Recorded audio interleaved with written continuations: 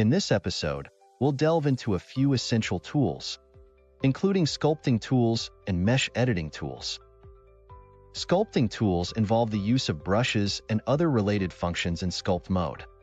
Mesh editing tools are employed to topologize meshes. In this episode, we'll cover my personal frequently used tools. Okay, let's launch Blender. Here a plane is ready. Before sculpting, it's crucial to make sure the mesh density is sufficient. I applied multi-res with level 4 here. Toggle on the wireframe. See, the mesh is pretty dense and looks like a sea of black. We can also use remesh to modify the mesh density. Let me show you with a simple example. Go back to object mode, add a cube. Initially, it has 8 faces. Enter sculpt mode, and you'll find the remesh option. Simply click on remesh without making any adjustments. Before we start sculpting, there's no change. Let me make a stroke casually.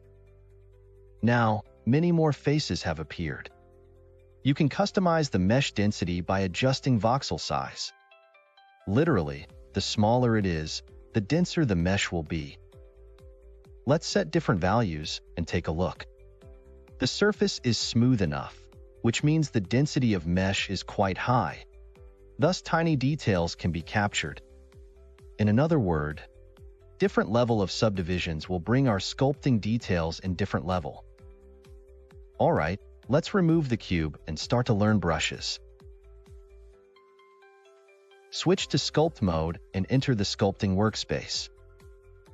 There's an array of brushes, each with its unique functions.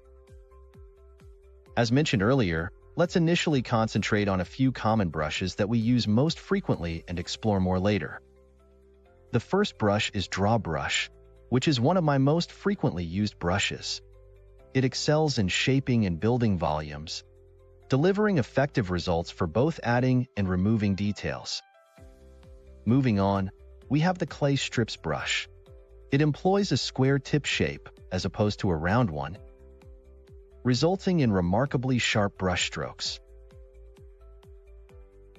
After appropriate smoothing, we can easily achieve natural transitions between two muscles. Now, let's talk about the Grab brush. Its function involves roughly adjusting proportion or partially dragging, offering the flexibility to freely manipulate a specific part or the entire shape. Next one is Smooth Brush, designed for smoothing uneven surface. And then Inflate Brush. It's not used frequently, but is indispensable during sculpting. When we deal with confined areas, such as ears, it's challenging to control with other brushes. Because even with a small brush size, it's still difficult to avoid editing surrounding areas, much less large brush size. Inflate Brush comes in handy in such situations. It is specifically designed to expand or shrink the shape as needed. When we need to add more volume, we can use this brush to inflate the required area. Similarly, we can also use this brush to reduce it by holding Control. Let's move on to the next brush, the Draw Sharp brush. It generates a reversed effect compared to the Draw brush, functioning like a cutting tool and effortlessly creating sharp grooves. Therefore, we often use it when dealing with structural transition parts. Alright, these brushes introduced so far are the ones I most frequently use in my work. Quite easy, isn't it? To enhance sculpting efficiency, I'm going to share some useful techniques with you. First one, during sculpting, smoothing is a quite frequent operation. Let me demonstrate. However, frequently switching to the smooth brush can be time-consuming. In such cases, you can simply hold Shift to activate the smoothing function quickly. Next, let's talk about the cool control trick. This works for every brush. Grab the Draw brush, casually sketch a curve, and then hold Control. Bam! You've got an inverted effect. Take another example. Draw sharp brush. It draws a groove by default. But if we hold Control and draw, it becomes inverted. An inflate brush. It inflates the shape by default and shrinks it when Control is held. So, as we can see, it's more flexible to sculpt with Control. These two skills above are really handy. Get ready to use them. That wraps up the basic introduction to brushes. Later on, I'll introduce more brushes and functions while we're sculpting. This way, our learning can be more effective and solid. Okay, let's continue exploring the parameters of brushes. For every brush, the radius and strength are the most basic thing you are going to deal with. Strength decides how hard the brush hits the models. By default, it's 0.5. Just turn it up to increase the influence of the brush, or turn it down to decrease it. Radius determines influence range on the models. The larger the radius is, the broader the brush's effect is, resulting in thicker strokes. Hold F to tweak the brush size, and Shift plus F to manage the strength. By the way, remember those earlier tricks we talked about? Apply them together, and you'll have a blast with your sculpting. Okay, let's talk about another parameter, stabilize stroke. Enable it. Now, after the brush path, you'll notice the red trail. It works by smoothing the brush path, resulting in a smooth curve. Let's disable stabilize stroke and compare. See, there are some jagged edges now. Not as smooth as when it's turned on. So, this parameter can smooth our brush strokes. Remember to turn it on when you work on well-curved things like hair. Alright, I'm going to share two more tricks, which are efficiency boosting features. I'll demonstrate it on this model.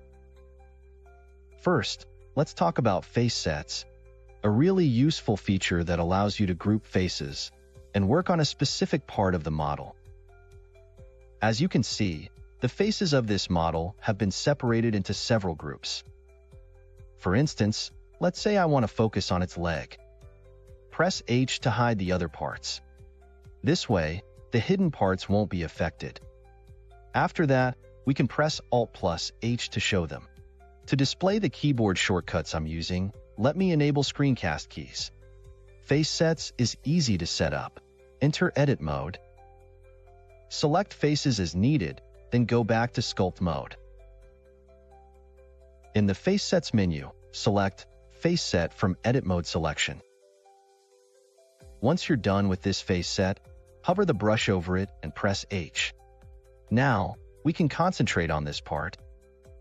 Before sculpting, it's crucial to create appropriate face sets to ensure a smoother sculpting process.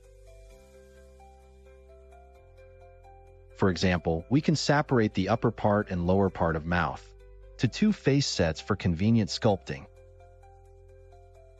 Also, there is a brush that can help set face sets, draw face sets. It allows us to directly draw a range without entering edit mode. Just choose one according to your needs. Next one is mask. We have two different ways to set mask selection. This one allows us to frame a range. The other is mask brush. Let me draw a mask and switch to a certain draw brush. See, the area covered by the mask cannot be edited. In some situations, mask can help a lot. For example, when we work on this area of thigh, it's not easy to edit our desired part only. Here, mask exactly takes care of this problem. Now, the opposite is not edited. Another example around the eyes. There are distinct eyelids with sharp and hard structures. To handle them accurately, a mask is an essential tool. By the way, Blender provides 3 different selection tools of mask: box mask, lasso mask, and line mask. And if we look at the toolbox here, there are some more parameters which we will learn about later. The last tip is about auto mask, which generates a mask automatically based on a specified condition. pressing Alt plus A to display its menu. Let's give it a go. Check face sets. We can see each face set is independent. When we edit one of them, the others are not affected. Let's remove the mask and compare. Now, this model is fully editable. We'll delve into more details about additional auto mask features and later procedures. That's it.